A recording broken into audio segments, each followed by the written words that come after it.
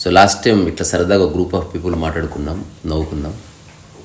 ఇప్పుడు కూడా ఏం మాట్లాడతామో తెలియదు. కాకపోతే ఈసారి ఎవరు కనబడరు వీడియోలో, నేను ఒక్కడనే ఉంటా. కానీ ఉన్నారని గుర్తించండి అంతే. Let's begin, let's open the mind.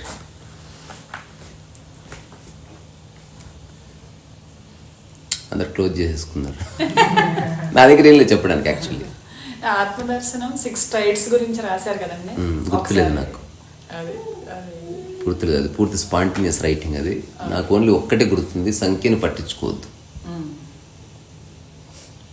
అదొక్కటి తీసేస్తే మైండ్ ఫ్రీ అయిపోతుంది అనేది నా రియలైజేషన్. అది సంఖ్య అంటే సంఖ్యనే.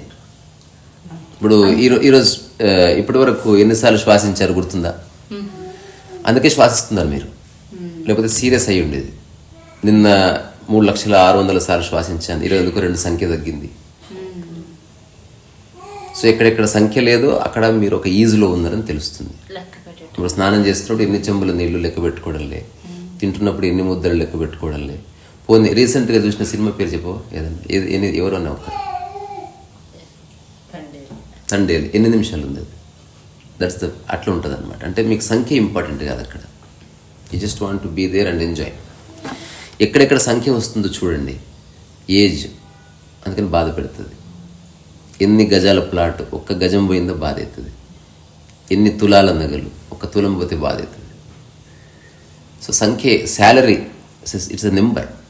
ఎంతో అంత వస్తుంది. ఇప్పుడు ఏదన్నా ఒక కంపెనీ వాడు ఇలా చెప్పడానికి ఎంతో అంత ఇస్తాం జాయిన్ కాడు అంటే ఎవడు జాయిన్ కాడు. మనం ఖచ్చితంగా చెప్పాలి. ఎక్కడైతే దాన్ని మనం సమాజంలో క్లారిటీ అంటున్నాం, నా దృష్టిలో సంఖ్య అనేది అవసరార్థం అంతవరకు. దాన్ని గంభీరంగా తీసుకున్నావా ఖచ్చితంగా మిజరీ అనేది వస్తుంది. ఇది ఏ పుస్తకంలో చదివితే తెలిసింది కాదు. నాది లైఫ్లోకి వెళ్ళి తీసేసిన సంఖ్య. ఇప్పుడు నా దగ్గర డబ్బులు ఉన్నాయంటే ఉన్నాయి, కానీ ఎన్ని ఉన్నాయో తెలియదు. నా శరీరానికి ఒక సంఖ్య ఉందా వయసు ప్రకారం అంటే ఉంది, కానీ నేను దాన్ని పట్టించుకోవడం లేదు. ఇప్పుడు నా ఇల్లు, నేను కొన్న ఫ్లాట్ ఎన్ని గజాలు ఉందో నాకు తెలియదు. కొన్ని గజాలు ఖచ్చితంగా ఉంది, కానీ I'm not interested in detailing. దాంట్లోకి వెళ్ళి 1 గజం తగ్గింది, వాడు 1100 స్క్వేర్ యార్డ్ అన్నాడు, 1/2 స్క్వేర్ యార్డ్ తగ్గింది, ఏంది మోసం, ఇట్లాంటి చక్కర్లు కూడా తలుచుకోలేదు. నేను కూర్చునే ప్లేస్ నాకు హాయి ఉంటే చాలా. ఇల్లు గుడిసైనా పర్వాలేదు, ప్యాలెస్ అయినా పర్వాలేదు. ఇది మనం అందరికీ చెప్పలేం, because people are very much interested in number. అట్లా. సో ఆత్మదర్శనంలో ఒక ప్రొఫౌండ్ స్టేట్మెంట్ అంటే అది. రెండవది, ఏదైనా ఒక పని చేస్తున్నప్పుడు ఆ పని ఒక సర్టెన్ టైంలో నేర్చుకోవాలనుకున్నప్పుడు స్ట్రెస్ వస్తుంది. తర్వాత నేర్చుకోవాలంటే స్ట్రెస్ లేదు. ఇప్పుడు మనిషికి సంబంధించిన విషయం. మీరు ఏదైనా పర్సీవ్ చేయాలనుకుంటున్నారు, జీవితాన్ని అర్థం చేసుకోవాలంటున్నారు, పోనీ ధ్యానాన్ని అర్థం చేసుకోవాలనుకుంటున్నారు. దాన్ని టైంలో పెట్టారా, మీరు అర్థం చేసుకోరు, కానీ స్ట్రెస్ వస్తుంది. ఒకవేళ అర్థం చేసుకుంటే ఈగో వస్తుంది. నేను కాబట్టి 3 monthsలో అర్థం చేసుకున్నాను వచ్చేస్తుంది మైండ్. అటు కాకుండా టైంని పక్కకు జరిపి ఏ పనులు మనం చేస్తామో అందులో ఒక సమగ్రత వస్తుంది, ఒక సహజమైన బ్యాలెన్స్ వస్తుంది. ఆ విషయం అత్యంత సహజంగా ఆచరించబడుతుంది కూడా. ఇది ఎవరికి కూడా అర్థం చేసుకోవాల్సిన విషయం. It can not be force. ఎందుకంటే ఎనీ ఆశ్రమ్ ఆర్ ఎనీ సమాజంలో ఏదైనా టైం బౌండెడే. ఆశ్రమంలో stay how many days, so and so course how many days, how many hours, ఇది వచ్చేస్తుంది. ఎప్పుడైతే హౌ మెనీ అని వచ్చిందో అసలు you are going against meditative and nature principles అనమాట. అసలు హౌ మెనీ అని ఉండకూడదు life. Just do it, keep doing it. చేయాలనిపించకపోతే చేయకు, చేయాలనిపిస్తే చెయ్యి. అక్కడ ఓపెన్ అవుతుంది ద్వారం. అంతేగాని ఖచ్చితంగా ఇలా చేయాలి అన్న చోట చేయడము చేయకపోవడం, దాని ద్వారా వచ్చే ఈగో, ఆ తాత్కాలిక సాటిస్ఫాక్షన్ తప్ప సత్యానికి ద్వారం ఓపెన్ కాదు ఎవరికైనా సరే. ఇది యూనివర్సల్ ఫినామినా. నేను చాలామందిని చూసిన వాళ్ళు మెడిటేషన్ ఒక ఉద్యోగంలో చేస్తారు. చేసి చేసి మెడిటేటర్ అన్న భావన వస్తుంది, కానీ వాళ్ళకి ఏ మూలం తెలియదు. చిన్నపిల్లలు ఉంటారు, వాళ్ళకి ధ్యానం అనే పదం తెలియదు, కానీ మెడిటేటివ్నెస్ ఉంటుంది. Because they are not depend upon the time. నిద్ర వస్తే పడుకుంటారు అంతే, ఆకలిస్తే తింటారు అంతే. అట్లా కాకుండా టైం ఎంటర్ అయిన తర్వాత, ఇప్పుడు ఆకలి సెకండరీ, టైం ఇంపార్టెంట్, ముహూర్తం ఇంపార్టెంట్. వీళ్ళిద్దరు కలిసి హాయిగా ఉంటారు లేదు ఇంపార్టెంట్ కాదు, ముహూర్తమే ఇంపార్టెంట్. ఎక్కడైతే సమయానికి ప్రాధాన్యత వచ్చిందో అక్కడ మెల్లగా మైండ్ రిజిడ్గా మెకానికల్గా హార్ష్గా మారిపోతుంది. దాంతోపాటు ఒకవేళ టైం ప్రకారం చేసావా ఈగో వచ్చేస్తుంది. టైం కంటే లోబడి చేసావనుకో, దిశనాహంకారం అని ఒక పదం ఉంది తెలుగులో. అంటే నేనే ఎవరికన్నా 2 రోజులు అర్థమైంది దారా నాకు అర్థమైందనే భాష వస్తుంది. అసలు సమయమే లేదనుకో, చెప్పుకోవడమే లేదు. ఇప్పుడు చిన్న ప్రశ్న అడుగుతా, ఆన్సర్ ఇవ్వండి. మీ అందరికి తెలుగు వచ్చు, ఎన్ని రోజులు నేర్చుకున్నారు? తెలుగు నేర్చుకున్నారు అంతే. అట్లా కాకుండా తమిళిని హైదరాబాద్ వస్తే వస్తుంది ఈ చర్చ. నేను హైదరాబాద్లో 3 months 3 monthsలో నేర్చేసుకున్నా అన్నది వాడు చెప్పుకుంటాడు. ఎవడికి తెలుగు చక్కగా రాదో వాడు చెప్పుకుంటున్నాడు, ఎవడికి తెలుగు మాతృభాషను వాడు చెప్పుకోవడమే లేదు. ఎందుకంటే సహజాతం అయిపోయింది కాబట్టి. ఇవన్నీ ఎవరికి వాళ్ళు ఆలోచించుకోవాల్సినవి. ఇంత సీరియస్గా ఉందా లేదురా బాబు? అది అవేర్నెస్ కాన్షియస్నెస్ గురించి డిఫరెన్స్ రెండు ఒకటే, ఒక దాంట్లో ఒకటే. ఇది ఎట్లా ఒకటంటే, ఇప్పుడు ఈ 2 వస్తువులు ఉన్నాయి, ఇట్లా పెట్టాను అనుకో. ఈ 2 ఒకే దగ్గర ఉన్నాయి కదా, కానీ 2 పక్క పక్కన ఉన్నాయి అన్నట్టు. అట్లాంటివి అవి. ఒకటే అంటే ఒకటే, కానీ సరిగ్గా చూస్తే ఒక్కచోట లేవు అవి. ఒక్కొక్క దాని ఫంక్షనాలిటీ వేరుంది.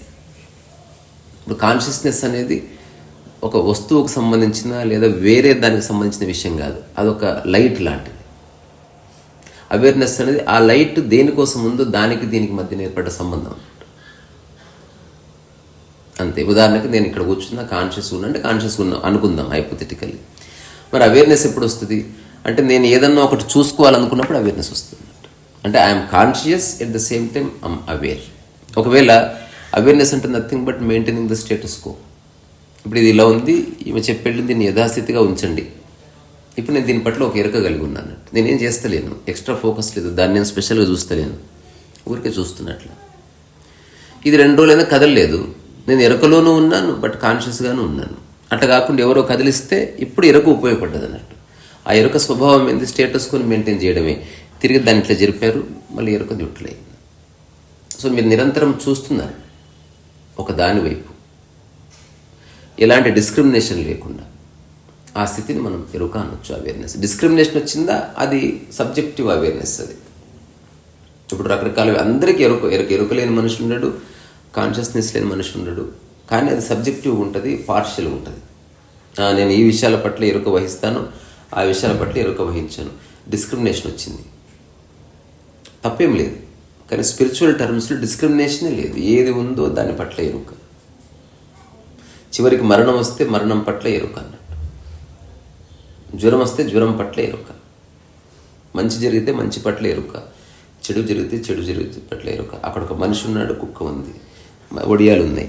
మనిషి పట్ల ఎరుక ఉండని, కుక్క పట్ల ఎరుక ఉండని. ఇక్కడ ఎవరు ఎక్కువ తక్కువ కాదు, ఒక బ్రూటల్ ఈక్వాలిటీ ఎరుక అన్నది. అందరినీ సమదృష్టితో చూస్తున్నాం. అదర్వైజ్ మళ్ళీ మెల్లగా ప్రపంచం ఏంటది వెరీ సటిల్. అది ఆ తినలేని ఎక్కడుందో చెప్పడం కష్టం. ఎప్పుడు నువ్వు వరల్డ్గా మారుతావో, ఎప్పుడు డివైన్గా మారుతావో చెప్పడం కష్టం. అట్లా అన్నీ ఒకటి. ఇంకా ఈ 2 పదాలు కాదు, సాక్షి కూడా అదే. నిష్కామకర్మ ఏదన్నా చేస్తే నిష్కామకర్మ అయింది, దేన్నన్నా చూస్తే ఏమి చేయకుండా ఎరుక అయింది, ఏమీ చేయకుండా ఊరికే తెలుసుకుంటూ ఉంటే ఇది మన కాన్షియస్నెస్ అయింది, సాక్షి అయింది.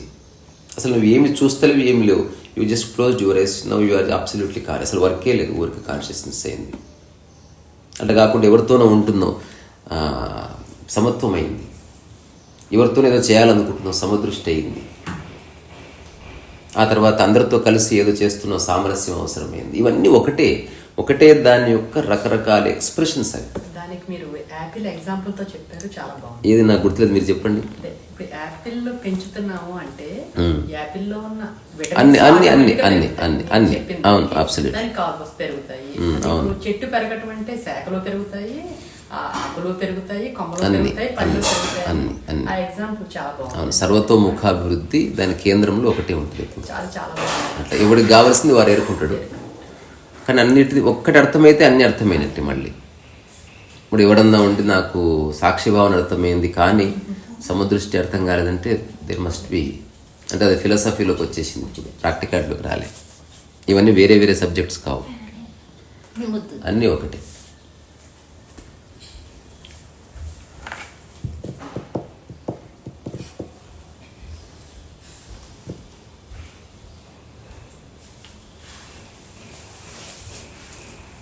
మీరు ఎందుకో సీరియస్ ఉన్నారు అందరూ.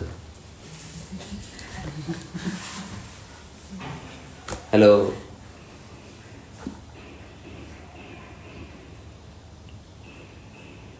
ఇందులో చిన్న డిస్కషన్ వచ్చింది.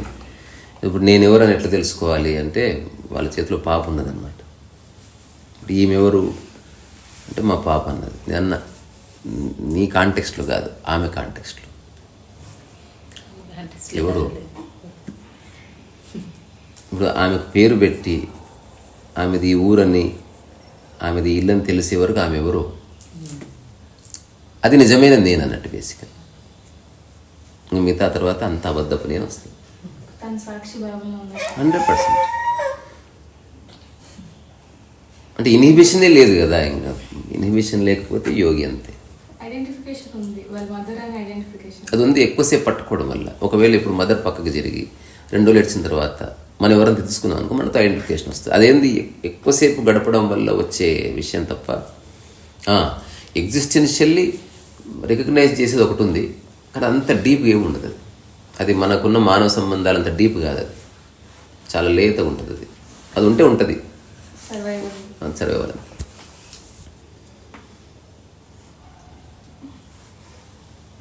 నిన్ను చూస్తే ఏడుస్తుంది, కానీ ఈ మధ్య ఎక్కువ ఏడుస్తే ఇట్లా ముఖం ఇట్లా పెడుతుంది అంతే. నవ్వుతున్నావా? ఓకే, క్యారీ అని.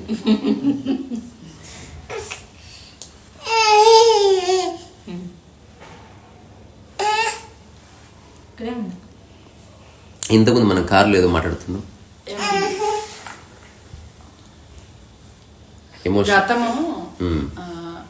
గతము అని ఒక మాట, గత అనేది మాట కింద తెలుసు తప్ప అది రియాలిటీలో వచ్చినప్పుడు దాన్ని వదలాలా, దాని యొక్క ఎఫెక్ట్ ఎంతవరకు ఉంటే ఇబ్బంది లేదు అనేది. అదే ఇంతకుముందు చెప్పింది ఊరికి చెప్తా, ఎవరికైనా ఉపయోగపడవచ్చు. ఇది పుస్తకాలు లేనిది నేను చెప్తున్నది. సో గతాన్ని మనం ఎరేజ్ చేయలేం, ఇంపాసిబుల్. కానీ గతం 2 విధాలు ఉంది. ఒకటి సమాచారంగాను, ఒకటి సమాచారంతో కూడిన ఎమోషన్ గాను. సో గతంలో నుంచి ఎమోషన్ తీసేస్తే గతంతో ఏ ప్రాబ్లం లేదు. తెలుగు వర్డ్స్ చెప్పండి. భావోద్వేగం, ఎమోషన్ అనేది నాకు తెలిసి తెలుగు వర్డ్. ఇప్పుడు అది మోషన్ కూడా తెలుగు వర్డే. దాన్ని తెలుగు వర్డ్ నాకు తెలిసి ఎవరు తెలియదు అనుకుంటా. వాడుక పదం అయిపోయింది అట్లా. సో ఇది ప్రాక్టికల్గా చేసి చూసి తప్ప తెలియదు. అందుకే నిజంగా బాధ పెట్టిన అంశాన్ని చాలాసార్లు చెప్పాలి ఎవరికన్నా. గతంలో నిజంగా గాయపడ్డ అంశాన్ని, ఏ రోజైతే ఆ గాయపడ్డ అంశాన్ని సినిమా కథలాగా ప్లెయిన్గా చెప్తావో, now you are out of it. నేను ఇంతకుముందు చెప్పిన ఎగ్జాంపులే. 2 ఏళ్ల క్రితం మా నాన్న చనిపోయాడు, ఇది సమాచారం. 2 ఏళ్ల క్రితం మా నాన్న చనిపోయాడని చెప్పి ఏడుస్తే నేను వచ్చేసింది. గతంలో ఎమోషన్ దూరింది.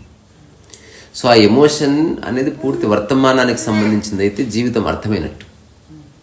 ఎమోషన్ని తీసుకెళ్ళి గతంలో ఫిక్స్ చేసామనుకో, 2 రోజులు ఇప్పుడు నిమిషం క్రితం జరిగిన దాన్ని నువ్వు గతంలోకి నెట్టివేస్తే దాంట్లో ఎమోషన్ తీసేసి నెట్టేసేయాలంట. సమాచారంగానే మనం స్టోర్ చేసుకోవాలి తప్ప కొంచెం కూడా ఎమోషన్ ఉండడానికి వీల్లేదు. ఎమోషన్ ఉంటే ఏమీ లేదు, బాధ తప్పదు. అంటే ఎప్పుడో చచ్చాడు, ఇప్పుడు బాధ పెడుతున్నాడు. అది రిలీవింగ్ ఇన్ ద పాస్ట్ అనమాట. అది అబ్సల్యూట్లీ నాట్ నెసెసరీ.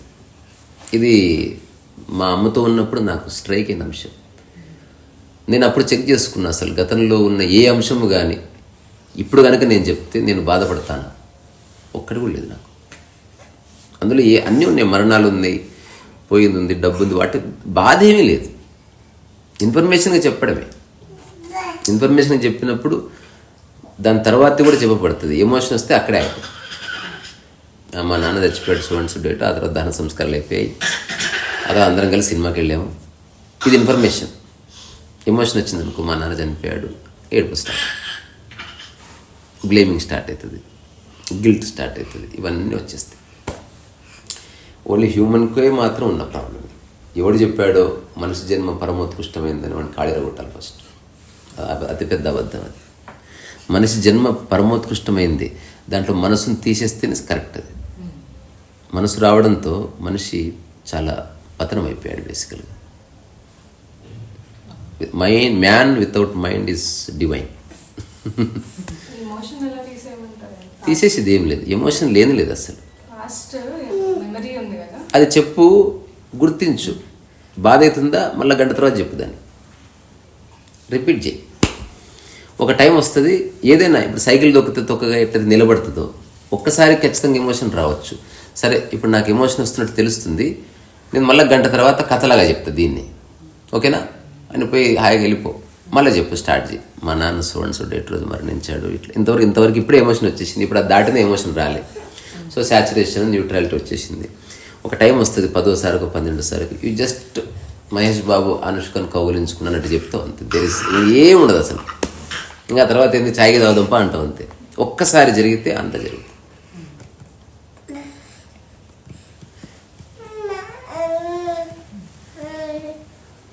ఏమన్నా జోక్స్ చెప్పండి. అని ఆశ్చర్యపోతుంది అసలు, ఎవ్వరు జోక్స్ చెప్పరు అసలు.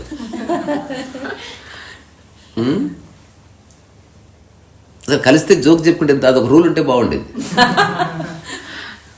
రాగానే జోక్ చెప్పాలి, పెట్టప్పుడు జోక్ చెప్పాలి. అంటే మొన్న అందరికి ఫార్వర్డ్ చేశాను. అంటే ఇప్పుడు ఎగ్జామ్స్ మోడ్ లో ఉన్నాం కదండి. అయితే ఒక మదర్ ఆ పిల్లవాడిని చదివేసింది. 1+1 ఎంత అంటే 0 అని చెప్తాడు. 1 - 1 ఎంత అంటే 1 అని చెప్తాడు. అయితే నేను బాగా సీరియస్ గా చెప్తున్నమాట, నేను 2 రోటీ చేశాను, 2 రోటీ తినేసావు, ప్లేట్లో ఏముంది అంటే సబ్జీ ఉంది అంటే 0 అనుకుంటా. ఎవడు అవగాహన వాడిది, ఎవడెవడికి ఏది ఎట్లా అర్థమవుతుందో తెలియదు. అబ్సల్యూట్లీ తెలియదు. నేను అస్తమాన జోక్ పెట్టుకున్నాడు. ఆడికి అసలు నాలెడ్జ్ ఏముంది అంటే అది 0 అంటే సబ్జీ ఉంది అంటాడు. సబ్జీ ఉంది. అది ఒక సార్ కూడా చెప్తాడు కదా, మ్యాథ్స్ అర్థం చేయించడానికి ఎంత చెప్పినా అర్థం కాదు వాడికి. ఫర్ ఎగ్జాంపుల్ ఇప్పుడు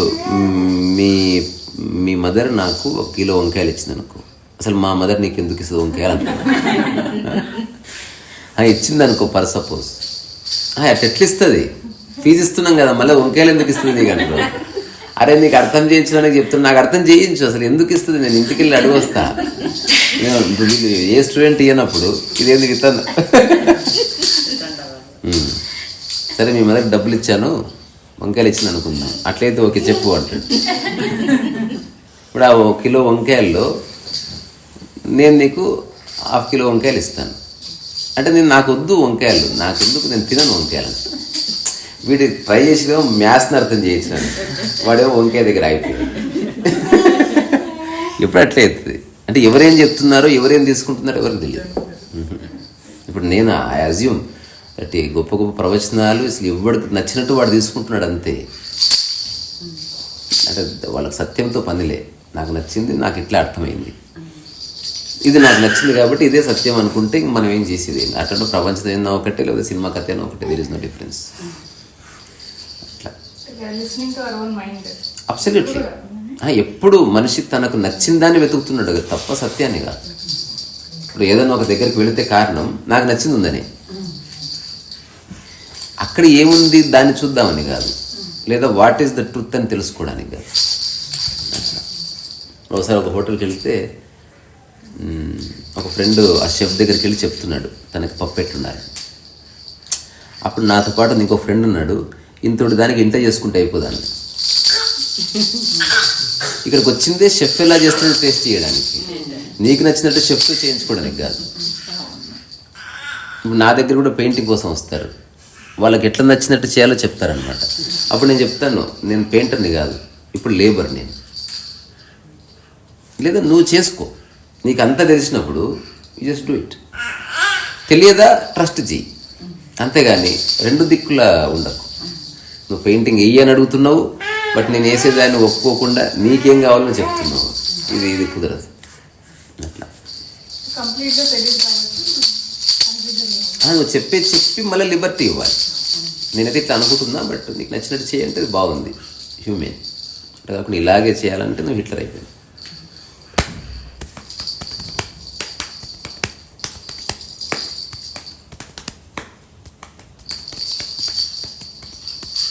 నచ్చిన దాన్ని నేను ఎత్తుక్కుంటున్నాడు కానీ అక్కడ ఏముందో చూడట్లేదు. ఫస్ట్ ఆఫ్ ఆల్ ఏం కావాలో తెలిస్తే కదా. ఇప్పుడు ఏమైనా కార్ల షోరూమ్ తీసుకెళ్ళండి, తనకు అది తెలియదు కాబట్టి అసలు చూడదు. చూసిన వస్తువుని చూసినట్టు చూస్తుంది. అందుకే సత్యాన్ని అన్వేషించేవాడు 2 రకాలుగా, అనుకోకుండా తారసపడడం ఒకటి, ముందే సమగ్రంగా తెలుసుకుని దానికోసం వెతికి దొరికించుకోవడం ఒకటి. ఈ రెండింటిలో ఏదో ఒకటి జరగాలి. హైపోథెటికల్గా ఎప్పుడు ఎవడు విషయాన్ని అర్థం చేసుకోవాలి. సో ముందే తెలుసుకొని ఎవడైతే అన్వేషిస్తున్నాడో వాడు సాంప్రదాయంలో ఉన్నాడు. ఏమీ తెలుసుకోకుండా తన స్థితిని ఎప్పుడు బేరేజ్ వేసుకుంటూ ముందుకెళ్తున్నాడో వాడు సత్యంలోకి వస్తాడు. దట్ ఈస్ అతని state beyond books and tradition. ఎవరైతే ముందే తెలుసుకొని ఇదే సత్యమట, ఇలా చేస్తేనే వస్తుందట అని తెలుసుకొని వెళ్ళినవాడు దాన్ని ఖచ్చితంగా పొందుతాడు. ఎందుకంటే వాడే ప్లాన్ చేసుకున్నాడు కదా. అందుకని ఇది మనం గూగుల్ డెస్టినేషన్ పెట్టుకొని అరే కరెక్ట్గా ఇలాగే వచ్చాను, ఇక్కడికే వచ్చామని అంటుంది. అది పెట్టిందే నువ్వు డెస్టినేషన్. అందుకని ఆ డెస్టినేషన్ దగ్గర రావడానికి ఏది సహకరిస్తాయో వాటిని తీసుకుంటావు, ఏవి సహకరించో దాన్ని పక్కకు జరుపుతావు. సో ఇది బేసికల్గా ఇది కలర్డ్ ట్రూత్ అన్నట్టు. నీకు నచ్చిన సత్యాన్ని దొరికించుకున్నావు తప్ప సత్యం అది కాదు. సత్యం అంటే ఒక్కటే, అసలు నీకు ఏ ఐడెంటిటీ లేదు, నువ్వు స్పెషల్ పర్సన్ కాదు, నువ్వు ఈ చరాచర సృష్టిలో ఒక నోబడి అని తెలుసుకోవడం సత్యం అని తెలుసుకుని ఎవరికి చెప్పకూడదు. అందరితో పాటు అన్ని పనులు చేయి, బట్ అంతర్గతంగా ఇది ఎప్పుడు మర్చిపోవు. That is the truth. అంటే ట్రూతే అక్కడ తిరుగుతుంది ఒక నోబడిగా. ఇక్కడ అన్ని నోబడీసే. ప్రపంచం అంటే సంబడి. అర్ధసత్యం వచ్చేసింది.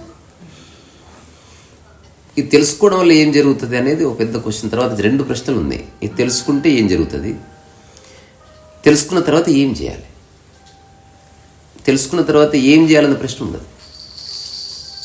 తెలుసుకున్న తర్వాత ఏం జరిగినా ఓకే అని తెలుస్తుంది. ఆ 2 ప్రశ్నలు అట్లా కొట్టివేయబడతాయి. ఒకసారి ఓషో ఒక డిస్కోర్స్ ఇచ్చిన తర్వాత ఒక డిసేబుల్ అడుగుతాడు, మీరు చెప్పిన రకరకాల విషయాలను బట్టి I have understood that I'm enlightened. నాకు అర్థమైంది, నాకు జ్ఞానోదయం కలిగింది. ఇప్పుడు నేనేం చేయాలి? ఇక్కడే ఉండాలా, వెళ్ళిపోయి నేను ఏదైనా ఆశ్రమం పెట్టాలా, ఏదైనా మంచి జాబ్ చేసుకోవాలి, ఏం చేయాలని అడిగాడు. ఓషో ఇచ్చిన జవాబు ఎక్సలెంట్. నిజంగా ఎన్లైటన్మెంట్ అయితే you won't ask, you would have gone already. కాబట్టి బీ హియర్, ఇంకా టైం ఉంది. ఇంకోసారి ఇలా చేశారంట. ఈ మొత్తం ఆశ్రమంలో ఒక్క పర్సన్ ఎన్లైటన్మెంట్కి దగ్గర ఉన్నాడు, I will announce his name tomorrow అన్నాడు ఊరికి. అనగానే ఎవడికి వాడు అనుకున్నాడు నా పేరు చెప్తాడంటే నా పేరు చెప్తాడని.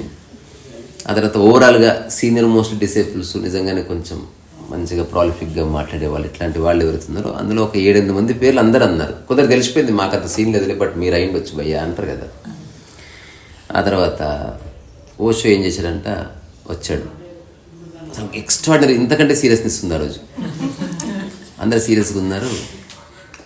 ఊరికి ఒకరి పేరు చెప్పాడు, స్వామి చిన్మయ చెప్పాడు. అందరూ అతని దగ్గరికి వెళ్ళి అభినందించడం, ఆయన కాళ్ళు మొక్కడం, ఆయన కన్నీళ్ళు పెట్టుకోవడం. ఆ తర్వాత within 7 days he became very serious. ఎక్కడున్నా ఒక టైపు కూర్చుంటున్నాడు, ఒక టైపు ఆకాశంలో చూస్తున్నాడు. తర్వాత ఎవరు చెప్పాడు, ఊరికే చెప్పాను అంతే, చూద్దాం ఒకవేళ ఎన్లైటన్మెంట్ అనేది ఉందని చెబితే ఒక మనిషి ఎట్లా ప్రవర్తిస్తాడో చూడండి. He lost his normalcy. తన సహజ ప్రవర్తన అంతా పోయింది. Chinmayya, I just joke, don't take it seriously. రెండోది, నేను చెప్పే కంటే ముందు వరకు యు ఆర్ ఎన్లైటెండ్ చెప్పడంతో పోయింది.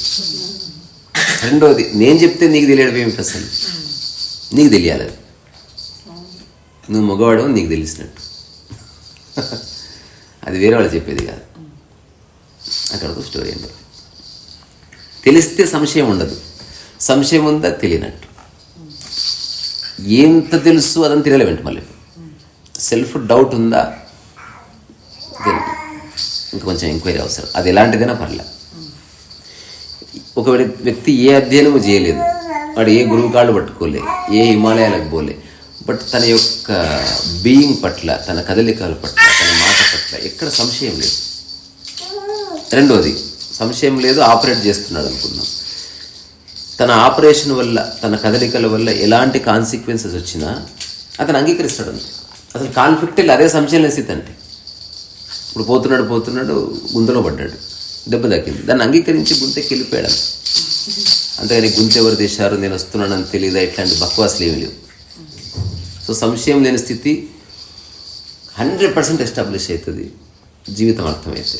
మళ్ళీ అది సంశయం లేని స్థితి అంటే ఓన్లీ నా పట్ల నాకు సంశయం లేదంతే. నాకు చాలా విషయాలు ఐఫోన్ చెడిపోతే ఎక్కడుంది రిపేర్ షాపు, ఈ సంశయాలు వేరే. జీవితం పట్ల, తన జీవితం పట్ల, తన కదలికల పట్ల, తను ఏం చేయాలనే విషయాల పట్ల ఏ సంశయం ఉంది, అంతవరకు క్లియర్. ఈ విషయంలో నాకే సంశయం లేదు.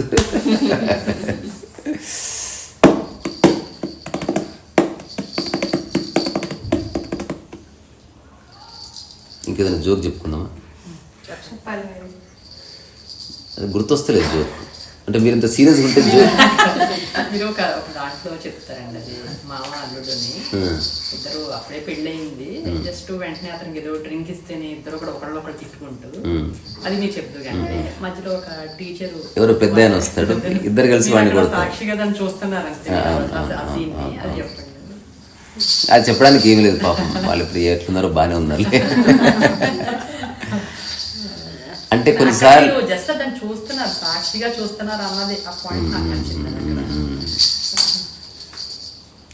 ఒక 3 ఎంప్లాయీస్ ఉన్నారంట, వాళ్ళు ఒక పెద్ద సాఫ్ట్వేర్ కంపెనీలో పనిచేస్తున్నారంట. ఆఫీస్ వచ్చేసి టాప్ ఫ్లోర్. అందులో ఒక పంజాబ్ అతను, ఒక అమెరికను, ఒక చైనీస్ అతను ఉన్నాడు. 3 మధ్యాహ్నం లంచ్ కలిసి తింటారు. ఈ అమెరికన్ ఓపెన్ చేస్తే బ్రెడ్ అండ్ బటర్ ఉంది. అతను అన్నాడంటే రోజు బ్రెడ్ అండ్ బటరే పెడుతుంది నా వైఫ్, ఇంత సంపాదిస్తున్నా కూడా దానికి కన్సర్నే లేదు. రేపు కనుక తను బ్రెడ్ అండ్ బటర్ ఉందని పెట్టిందనుకో నేను దుంకి చచ్చిపోతాను అన్నట్టు. ఆ తర్వాత చైనీస్ అతను ఓపెన్ చేస్తే నూడిల్స్ ఉన్నాయి. రేపు నూడిల్స్ ఉంటే నేను దుంకి చచ్చిపోతాను అంట. ఇతను ఓపెన్ చేస్తే రొట్టె పప్పు ఉంది. రొట్టె పప్పు ఉంటే నేను దుంకి చచ్చిపోతాను అంట. నెక్స్ట్ డే లంచ్ టైంకి భయం అవుతుంది వీళ్ళకి. ఆ తర్వాత ఓపెన్ చేశాడు అమెరికన్, బ్రెడ్ అండ్ బటరే ఉంది, దుంకి చచ్చిపోయాడు. చైనీస్ వాడు ఓపెన్ చేస్తే నూడిల్సే ఉన్నాయి, దుంకి చచ్చిపోయాడు. ఇతను ఓపెన్ చేస్తే రొట్టె పప్పే ఉంది, వీడు దుంకి చచ్చిపోయాడు. ఇప్పుడు 3 చచ్చిపోయారు. మీడియా వచ్చింది, పోలీసులు వచ్చారు, రెక్కీ జరుగుతుంది, వాటెవర్. ఇప్పుడు ఈ 3 భార్యలు వచ్చారు. ఆ అమెరికన్ భార్య, ఈ చైనీస్ భార్య విపరీతంగా ఏడుస్తున్నారంట. ఇంత బుర్ర తక్కువ నాయాలు మీకు ఎవడరాయి జాబ్ ఇచ్చింది, ఒకరి డబ్బాలు ఒకరు మార్చుకుంటే పోయేదానికి, పోని ఎట్లీస్ట్ చెప్పాలి కదా, ఇంత ఈగోకి ఎందుకు పోయిర్రు మీరు చెప్పరు, మీకు అది నచ్చింది రోజు చెప్పడం లేదు కానీ మేము పెడుతున్నాం.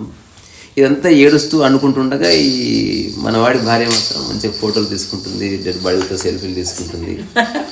దాంతో వీళ్ళకి చాలా కోపం వచ్చింది. మన హస్బెండ్స్ కొలీగ్స్ ఒక చోట పనిచేసేవాళ్ళు, వాళ్ళు ఇట్లా మరణిస్తే నువ్వు సెల్ఫీలు తీసుకుంటావు, నువ్వేం బాధ అవుతాడని నేనెందుకు బాధపడాలి, పెళ్ళైన కాడి నుంచి ఆయనే రొట్టె వండుకుంటాడు, ఆయనే పప్పు చేసుకుంటాడు, నాకేం సంబంధం ఉంటుంది.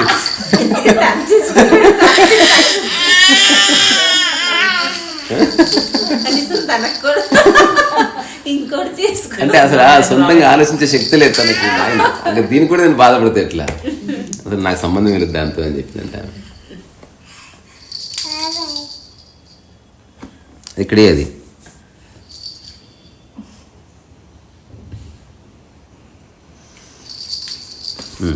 ఇక్కడే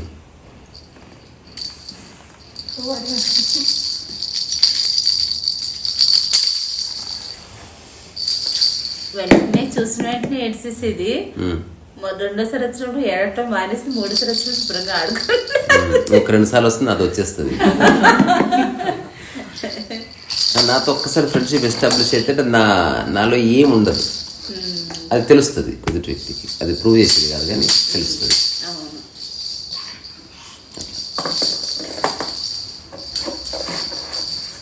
ఒకసారి నేనేమన్నా అంటే, నేను ఎక్కడన్నా కూర్చుంటే నా దగ్గర కుక్కలు వచ్చి కూర్చుంటాను.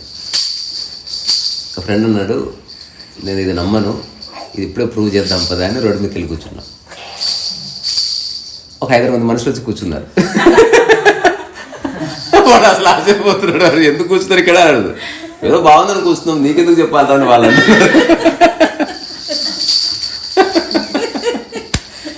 నాకేం అర్థం కాలేదు అసలు.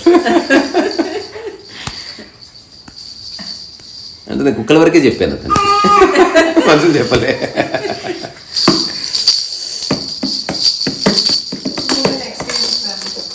కుంభమేళ అంటే ప్రపంచంలో అట్లాంటి ఈవెంట్ మళ్ళీ ఎప్పుడు జరగదు, ఏ దేశము చేయలేదు. ఎందుకంటే ఏ దేశంలో ఇటువంటి ఒక ఫిలసాఫికల్ డెప్త్ అండ్ అండర్స్టాండింగ్ లేదు అసలు, వెరీ మెటీరియలిస్టిక్. రెండోది, ప్రపంచంలో ఎక్కడ ఒక కార్నివాల్ జరిగినా మనిషిని ఎంటర్టైన్ చేయడానికి తప్ప లిబరేట్ చేయడానికి కాదు. ఒక కుంభమేళ అన్నది ప్యూర్లీ ఎంటర్టైన్మెంట్కి అసలు స్కోపే లేదు అక్కడ. మొట్టమొదటిసారి ఎగ్జిస్టెన్షియల్లీ హ్యూమన్ ఎట్లుంటాడో అక్కడ అట్టున్నాడు మనిషి. నడుస్తున్నాడు, తన మూల తను చూసుకుంటున్నాడు, తన తిండి తాను తింటున్నాడు, ఎవరి మీద దృష్టి లేదు తనకి. సో అవుట్ సైడర్కి కుంభమేళాల్లో ఆ రోజు 2 కోట్ల మంది ఉన్నట్టు, కుంభమేళాలో ఉన్నవాడికి ఒక్కడే ఉన్నట్టు. ఒక అడవిలో చెట్ల మధ్య నడిస్తే నువ్వు ఒక్కడే ఉన్నట్టు ఎట్లా అనుకుంటావు, అంతమంది మధ్య నడిచినా అతను ఒక్కడు ఉన్నట్టే. తర్వాత ఎందుకు అట్లా జరుగుతుంది అనే దానికి ఒక చిన్న సైకలాజికల్ చిన్న సైన్స్ ఉంది దాని వెనుక. ఎప్పుడైతే మనం ఇక వెహికల్ లేదని తెలిసిందనుకో నువ్వు వెళ్ళడానికి, నీకు నడకనే ఇంకా వేరే ఆధారం లేదని తెలిసింది, నువ్వు మోసుకుపోయేవాళ్ళు లేడు, మోసుకుపోయే బైక్ లేదు, కార్ లేదు, అప్పుడు మైండ్ వచ్చి బాడీతో కూర్చుంటుంది.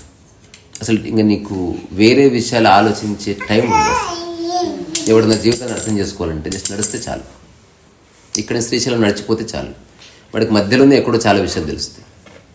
అంటే మైండ్ కంప్లీట్గా మనిషితో ఉండక చాలా సంవత్సరాలు అయిపోయింది. ఎప్పుడు టీవీ మీదనో లేకపోతే పక్క వంటల మీదనో చీర మీదనో సినిమా, ఎప్పుడు అది డిస్ట్రాక్షన్లోనే ఉంది. అట్లా కాకుండా ఎప్పుడో ఒకసారి తన దగ్గరకు వచ్చి కూర్చోడానికి ధ్యానం చేస్తున్నాడు. ఇప్పుడు నడక అన్నది సహజ ధ్యానం, ఇది రియల్లీ వర్క్ అవుతుంది. ఎప్పుడైనా ఒక 2 hours మెల్లగా నడిస్తే అది ఫిజికల్గాను హెల్ప్ఫుల్ అండ్ మెడిటేటివ్నెస్ ఎస్టాబ్లిష్ అవుతుంది. ఏ జపము మంత్రము తపం అక్కర్లేదు, నడుస్తూ ఉంటే చాలు ఒక వేగంలో నీ మైండ్ వచ్చి అక్కడ కూర్చుంటుంది అంతే. రెండోది వెహికల్ ఉంది లేదా వేరే మీన్స్ ఉందన్న థాట్ ఉందనుకో మళ్ళీ వెళుతుంది అటువైపు. అసలు నీకు వేరే ఆప్షన్ లేదని తెలిసిన తర్వాత మైండ్కి ఏం చేయాలో తెలియదు.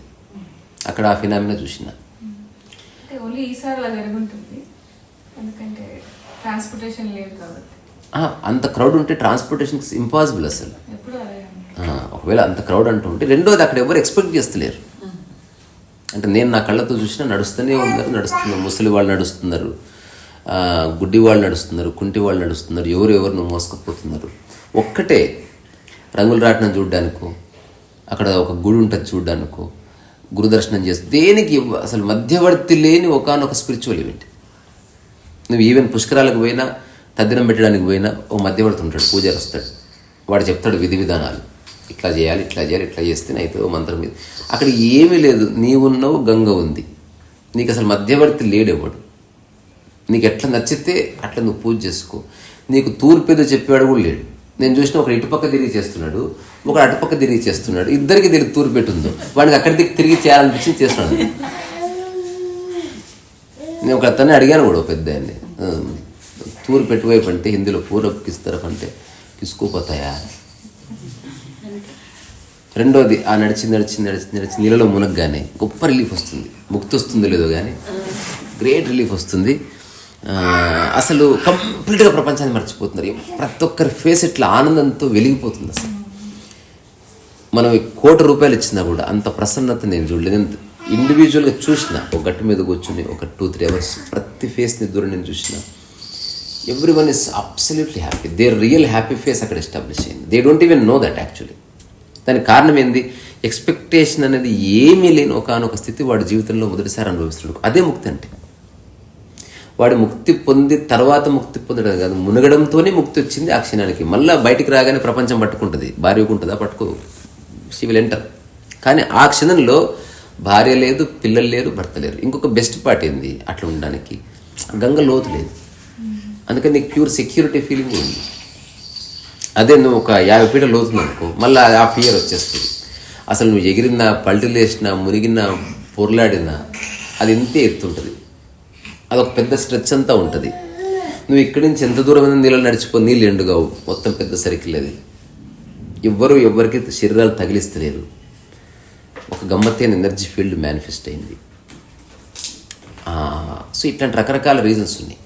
రెండోది, ఏదైనా మనం ఒక ఈవెంట్కి వెళ్ళినప్పుడు మనకు ఒక తరహా ఎక్స్పెక్టేషన్ ఉంటుంది. అక్కడ ఏ ఎక్స్పెక్టేషన్ లేకుండా వస్తుంది. మొట్టమొదటిసారి ఎవ్వరు ఎక్స్పెక్ట్ అసలు తినడానికి తిండి కూడా లేదు. అసలు వాటి కోసం ఎవరు రావడమే లేదు. నడిచి నడిచి నడిచి నడిచి మస్తు ఆకలి అవుతుంది కదా, వాడు బజ్జి తిన్నా అరుగుతుంది, తర్వాత పోహా తిన్నా అరుగుతుంది, పండు తిన్నా అరుగుతుంది. వాడు అక్కడ షర్బత్ పెడుతున్నాడు. అసలు షర్బత్ అట్లా చేయకూడదు అసలు. బేసికల్లీ అంటే ఉప్పు ఎక్కువ, అది ఎక్కువ, దాంట్లో పుదీనా వేస్తే ఎట్లా పడితే అట్లా చేస్తారు. అందులో చెమట ఉందా, వాడి చేయి హైజీనిక్గా కాదా, అసలు అంత ఓపిక లేదు. తొందర ఇస్తే తాగితే అది కన్జ్యూమ్ అయిపోతుంది, డైజెస్ట్ అయిపోతుంది, వాడు ఫ్రీ అయిపోతున్నాడు.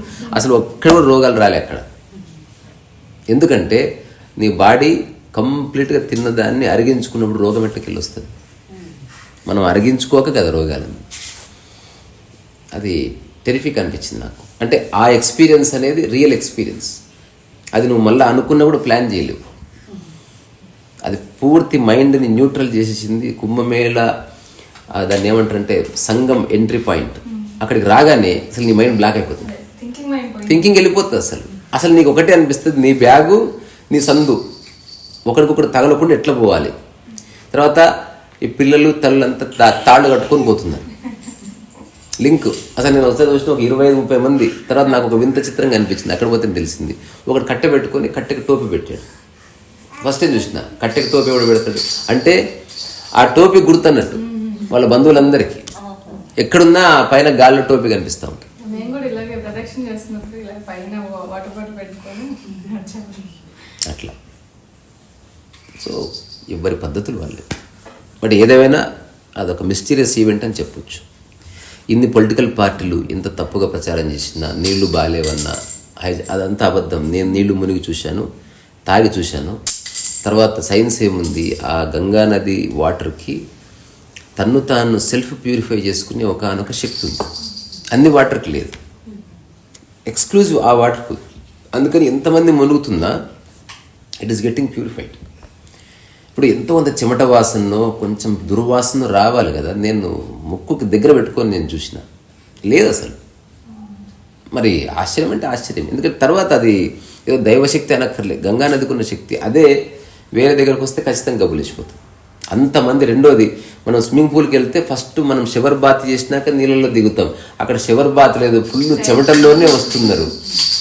అయినా సరే అన్ని కోట్ల మంది మునిగినా it is getting purified and rejuvenated. అది సంథింగ్ రిమార్కబుల్. అది కుతర్కించే వాళ్ళకి అర్థమయ్యే విషయం కాదు. అలాగని ప్రతి ఒక్కరికి మనం చెప్పవలసిన అవసరం కూడా లేదు. మునిగిన వాడికి ఏ సంశయం ఉండదు, మునిగిన వాడికి 1,000,000 సంశయాలు ఉంటే అది వాడి ప్రాబ్లం, వాడికి మనకు సంబంధం లేదు. అందుకని నేను కూడా నెక్స్ట్ కుంభమేళాకు పోదాం అనుకున్న వాడిని ఊరికే వెళ్ళాను. ఎందుకంటే అన్ని రిసోర్సెస్ ఉన్నాయి, చేయవలసిందల్లా ప్రయాణమేనే. సో నేను ఒక పర్పస్ క్రియేట్ చేసుకుని వెళ్ళాను. అంటే మునగడము మునగకపోవడము అవన్నీ కాదు. చాలా రకరకాల వ్యక్తులు వస్తారు, అట్లీస్ట్ వాళ్ళ ఫొటోస్ తీసి ఎక్కడన్నా పెయింటింగ్ సబ్జెక్ట్గా వాడుకోవచ్చు అనే కాంటెక్స్లో వెళ్ళాను. నేను అక్కడ ఆ విషయంలోనే బిజీగా ఉన్నా. అంటే రోడ్డు మీదకి వెళ్ళినా, సంఘంకి వెళ్ళినా, రకరకాల రంగురంగుల బట్టలు వేసుకున్న లేడీస్ పూసలు అమ్ముతున్నారు, రకరకాల సాధువులు ఉన్నారు, పసుపు పూసుకున్న వాళ్ళు, కుంకుమలు పూసుకున్న వాళ్ళు, బూడిద పూసుకున్న వాళ్ళు, ఏవో అట్లాంటివి. మనం ఇంత ఆకారాలు మన జీవితంలో చూడం. మళ్ళీ మనకు రోడ్డు మీదకి వచ్చినా కనబడరు వాళ్ళు. సో నేను వాళ్ళ పర్మిషన్ తీసుకొని వాళ్ళు మంచిగా ఫోటోషూట్ చేసి ఒక్కొక్కరిది దాదాపు మల్టిపుల్ యాంగిల్స్లో ఇప్పుడు నేను నెక్స్ట్ ఒక సిరీస్ ఆఫ్ పెయింటింగ్స్ చేస్తున్నా సరదా. So that's my tribute to Kumbh Mela. Kumbh Mela వెళ్ళొచ్చాను, వెళ్ళి ఊరికే కాకుండా నేను ఒక చిన్న పని క్రియేట్ చేసుకున్నాను, నాకు నచ్చినంత పనిని. ఇదో మెడిటేటివ్నెస్ అన్నమాట. నేను కూడా ఎవరిని చూడలేదు, ఎవరిని పట్టించుకోలేదు. నేను అక్కడ ఉన్నా అని తెలిసి ఒక 3-4 కుటుంబాలు వచ్చాయి. సో నేను నిర్ణయం తీసుకున్నది, ఎవరికి ఏ నీళ్ళు కూడా అడగకూడదు నేను లైఫ్లో. నీళ్ళు కూడా అడగొద్దు ఎవరిని. అంటే హాస్పిటాలిటీ నేను చేయదలుచుకోలేదు ఎవరికి. దాహమైన వాళ్ళు నీళ్లు తాగుతారని తెలుసు, అంతే తప్ప మనమే ఇవ్వాలి, మనమే ఆహారం అందియాలి. దాంట్లోకి వెళ్ళామనుకో విషయం పక్కకు జరుగుతుంది. అట్లా ఎవరైనా వచ్చారు, ఎక్కడ కలిస్తే అక్కడే రోడ్డు మీద మాట్లాడి అట్లే పంపించాను తప్ప ఇది మంచి ప్లేసా ఇది చెడ్డ ప్లేసా అలాంటివి ఏమీ లేవు. ఇది నేను ప్రాక్టికల్గా ఎక్స్పీరియన్స్ చేసింది. రెండోది, వచ్చిన వాళ్ళు ఇంత కూడా తప్పుగా అనుకోలేదు. ఇంకా ఎవ్రీవన్ లైక్డ్ ఇట్ బికాజ్ ఈ హాస్పిటాలిటీ నరకం అసలు. వాడిని తిననీయరు, వాడిని ఇబ్బంది పెడతారు హాస్పిటాలిటీ పేరు మీద. అట్లా చిందమ్మా. ఇంకా ఇంకేమైనా ఉందా? అడిగి ఉంటే అడగండి, చెప్పేది ఉంటే చెప్తా. కొంతమంది వెళ్ళలేకపోయారు వాళ్ళు ఏమైనా మిస్ అయ్యారా? ఇదంతే మిస్ అయ్యింది.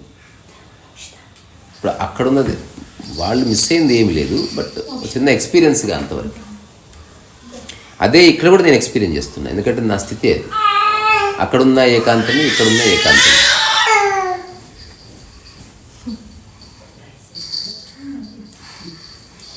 ఓకే, అందరికీ బాయ్.